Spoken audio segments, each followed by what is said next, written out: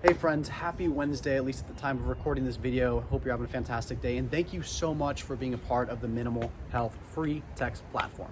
If you've not yet signed up for it, text sign up to 833-355-0382. I'm so impressed with myself for memorizing that. Great job, John. Today we're going to talk about protein and fat loss. What is the importance of protein? What are good sources of it? How much do I need? What protein should I absolutely avoid? So on and so forth. Let's dive in.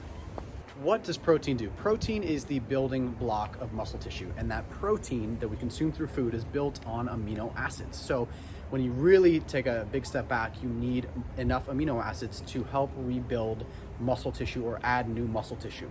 So when we are working out, we're creating this muscle tissue. The soreness is muscle tissue breakdown, little microscopic tears that happen in your muscle. The only way to become stronger is actually not through the workout. When you're working out, you're temporarily becoming weaker. So how we get stronger through strength training is through that rest, nutrition, recovery. Super important. So if you're not getting enough of the amino acids, which are the prime repair people that are in there repairing those micro tears we just mentioned, if you're not getting enough of that, you're essentially shooting yourself in the foot. So you're creating all this breakdown through the workout, and you're not getting enough of the amino acids to help repair, come back stronger, grow new muscle tissue, burn more fat, right? That's that nice domino effect we want. If you're creating the breakdown, you're not getting enough amino acids, not getting enough protein, you're not going to get enough to do what needs to be done to get you where you want to go. The whole goal of training, the long-term goal of training is to raise your metabolic rate. And the only way you would do that is by putting on new muscle tissue. So you have got to be getting enough protein. Protein is the building block of muscle tissue. Simply put, let's move on. So how much protein do you need a day? There have been wild ranges on speculation on how much you actually need. So what we do at Minimal is go off of 20 plus years of experience with myself personally and with all of my clients, plus science, plus the research and everything that's out there.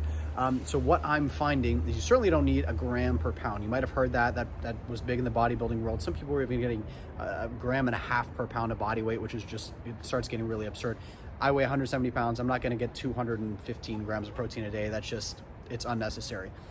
What I recommend you do is start with a minimum of 0.5, right, as a multiplier. So if you're looking to be 150 pounds, 0.5 is basically divided by 2 is 75 grams of protein a day. Totally reasonable, especially when you use supplements, which we'll talk about in a minute.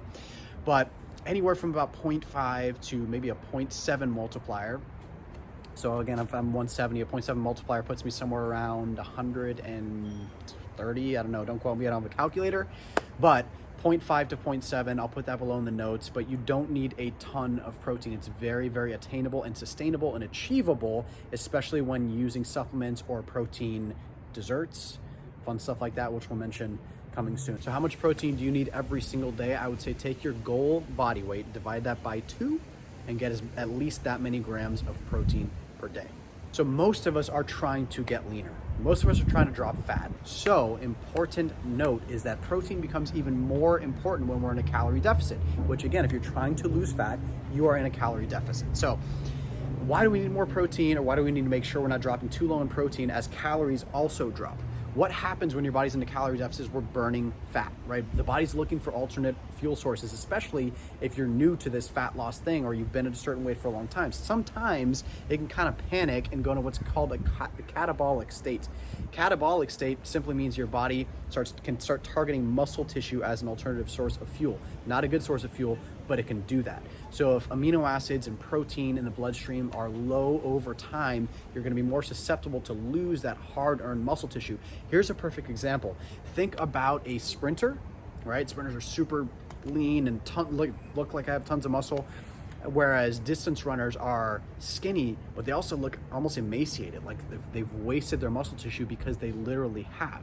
Through all that excess activity, burning through so many calories, so they're in a calorie deficit, and then most aren't getting enough protein over time because they're just not thinking in that mindset of putting on muscle, where really it's just maintaining muscle in a lot of places. So bear that in mind, keep that in mind always as you are trying to drop fat. Make sure you're hitting at least half of your goal body weight in grams per day. So what are some of the best sources of protein?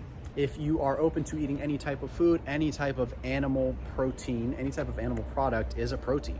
You can have fish, as a pescatarian, any type of seafood, which is again, any type of animal product is gonna be protein. But then proteins are also found in plants as well, like peas, beans, brown rice proteins. And then where, especially with my vegan clients, because there is a lot more restriction, that's where you start leaning a little more heavily onto supplements. There are brown rice proteins, there are pea proteins, which are actually my favorite type of vegetable protein. There is whey protein, which is milk-based. There is egg protein, if you're not averse to eggs. So there's a lot of different ways to supplement and bump up your protein intake. So I'll put some details in the notes here below so you have more options to choose from. And the last note I'll make is, what protein should you actually stay away from?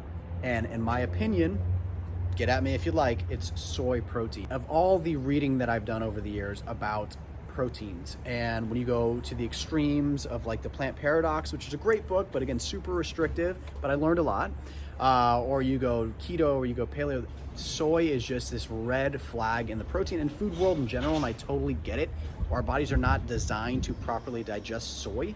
And if you love soy and you're a soy crusader, because for some reason soy is the one protein, even more so than like animal products, stuff like that people hear about and they get on this like, they take it personally. I don't know why, I'm sorry if you do, but shy away from soy. So things like tofu, which I mentioned as kind of a mistake, and that's why I laughed. Tofu, soybeans, edamame, things like that. Even though edamame is great, sushi restaurants, stay away from soy as often as you can, and you're gonna be just fine. All that being said, guys, please hit us up with questions. The more questions you ask, the more you understand, the more you learn, the more you get out of it, the more enjoyable the process is. So keep the questions coming. We really appreciate you. If you love this, share it. Please don't forget to subscribe, like, share, all that good stuff. And please do sign up for the text platform. We're always gonna have this free version running, and we're creating so much more for you guys in the process, and we can only do that with your feedback. So appreciate you very much. Have a fantastic rest of the day. We'll see you next time.